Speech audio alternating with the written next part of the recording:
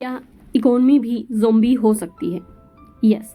सोचिए, एक कंपनी लगातार लॉस में है, प्रॉफिट नहीं, इनोवेशन नहीं, प्रोडक्टिविटी जीरो, लेकिन फिर भी वो बंद नहीं हो रही। आखिर क्यों? Because the economy is feeding zombies. जब बैंक्स और गवर्नमेंट वीक और इनएफिशिएंट कंपनीज को बार बार चीप लोन्स देकर बचाते रहते हैं, तो ऐसी कंपनियां आर्टिफिशियली जिंदा रहती हैं, and these are called zombie firms. अब सवाल ये है कि सरकार ऐसा क्यों करती है? क्योंकि अगर ये कंपनीज अचानक बंद हो जाएं तो जॉब्स खत्म होंगी, बैंक्स कोलैप्स कर सकते हैं, मार्केट पैनिक हो सकता है। So government choose short term stability but create a long term disaster.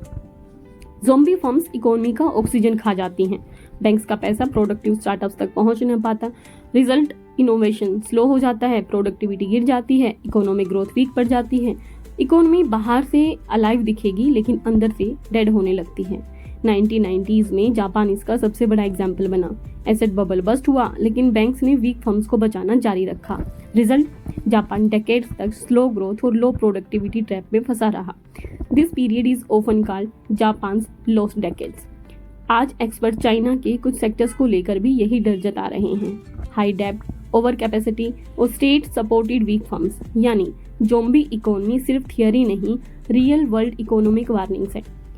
UPSC के लिए याद रखिए, ज़ॉम्बी इकोनॉमी का रिलेशन होता है लो प्रोडक्टिविटी, हाई डेब्ट, banking crisis, slow growth, resource misallocation से। And the best one line definition, dead companies alive with loans. ऐसे ही पावरफुल इकोनॉमी कॉन्सेप्ट्स के लिए follow economy by Neha Dahiya.